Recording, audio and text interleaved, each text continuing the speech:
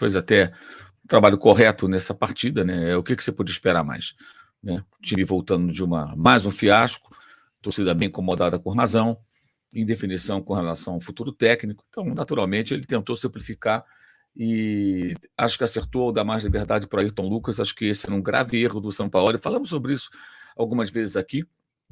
O Vitor Pereira explorava o potencial ofensivo desse jogador e o Sampaoli resolveu utilizá-lo muito mais preso.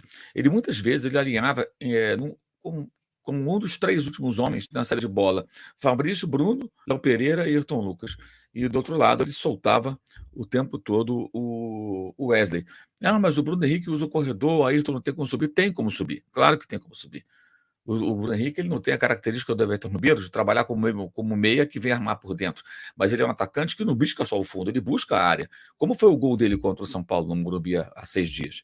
Aparecendo na segunda trave, ele vai para a área, ele cabeceia. Como é que foi o gol dele contra o Olímpia?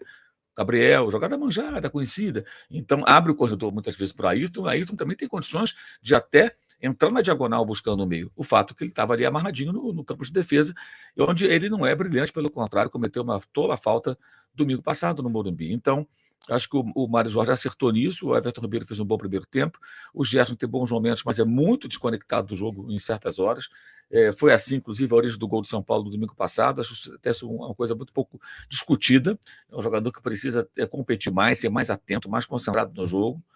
E, enfim, acho que foi aí correto aí o comportamento do Mário Jorge, que será o técnico, certamente, do próximo sábado contra o Corinthians em Itaquera, na Neoquímica Arena. Corinthians que vai derrotando o São Paulo no Morumbi por 1-0. O gol foi de Ângelo Romero aos 3 minutos de partida. O Corinthians abriu o placar de cara e o Fluminense vai empatando contra a equipe do Cuiabá, lá em Cuiabá, até agora sem gols, os 2 jogos com 14 minutos de partida, e o Fortaleza empatou com o Grêmio, Fortaleza com muitas reservas, 1-1 há pouco, né? O Internacional, também com um time bem reserva, vai receber o Atlético às 21 horas em Porto Alegre.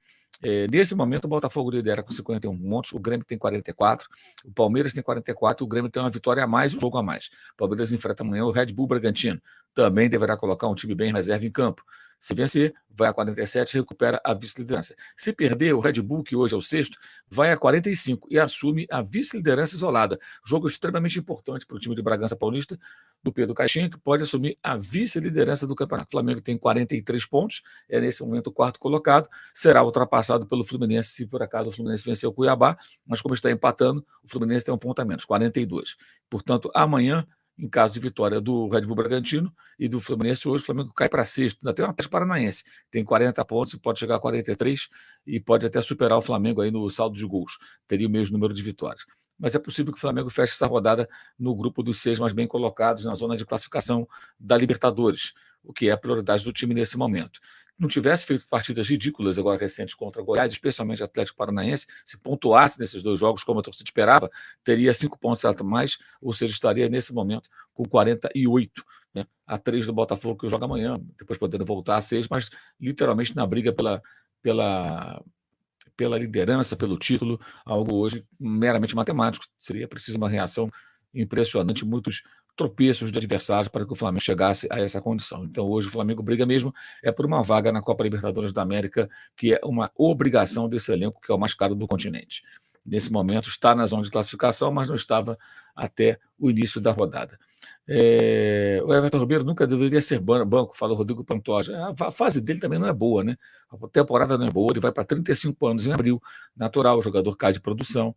Então, eu acho que não dá para ficar atribuindo só ao Sampaoli. Antes do Sampaoli também, ele não vinha bem. O Everton Ribeiro viveu a sua última boa fase no ano passado. Até, inclusive, foi muito importante no final da temporada. O Guilherme Caled com a gente, ele está animado. Acredito que o Flamengo possa brigar por título. Vitor Cunha falando que se o problema era o Sampaoli, ele vê chances do Brasileirão. O Marcos Emanuel Bezerra diz que o juiz ganhou o jogo para o Flamengo. Marcos Emanuel, vou mostrar a você que não foi bem isso, não. Já. Vitor Cunha com a gente, galera toda aqui aparecendo, o Madison Borges, Mário Jorge invicto no Brasileirão, verdade, 2 jogos e 2 vitórias contra o Curitiba na estreia, hoje o Bahia. O Raul Simões destaca algo aqui no lance, que a gente vai ver já, eu observei também já, e vou colocar aqui o vídeo já. O Maurício Monteiro falando que o Gabigol está pesado, o pessoal tem criticado bastante o Gabriel. E o Madison Borges falando que o pênalti não foi polêmico, que foi besta, mas não foi polêmico. O pênalti foi polêmico, sim, porque a imagem não é muito conclusiva. Depois de ver mais vezes ou em outros ângulos, a gente tem uma noção mais clara do que aconteceu. Mas o pênalti gerou uma certa polêmica. Pelo menos é o que eu entendo, tá? Acho que assim, a gente não pode sair cravando foi claro, como também não pode ficar falando que foi operado, que foi sem anestesia, como alguns disseram por aí. Aí é babaquice. É babaquice se partir de profissionais, é pouco profissional. Vamos olhar com atenção, vamos examinar com calma para chegar a uma conclusão.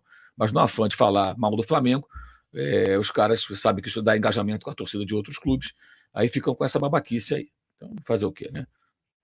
Paciência. Triscou, caiu, é vôlei. Fala aqui o Costa DD. O vôlei não tem nem contato, camarada. Cada um joga numa metade da rede. Gilberto chutou sobre o Henrique, pênalti claro. Preguiça continua, venceu, mereceu mais gol. Falou Vitor Cunha. Justo confuso, o VAR foi bem. Também concordo, Leonardo Moraes.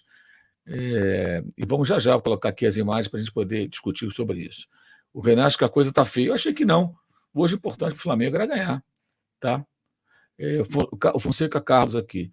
Piada, só você ter essa imagem, nem o VAR tem, não. A imagem é a mesma que todo mundo viu, amigão. A questão é que a transmissão da televisão, ela não explora a imagem como poderia. Escrevi isso no meu Twitter. Ela não explora, não utiliza. O VAR pode ter feito essa análise mais atenta.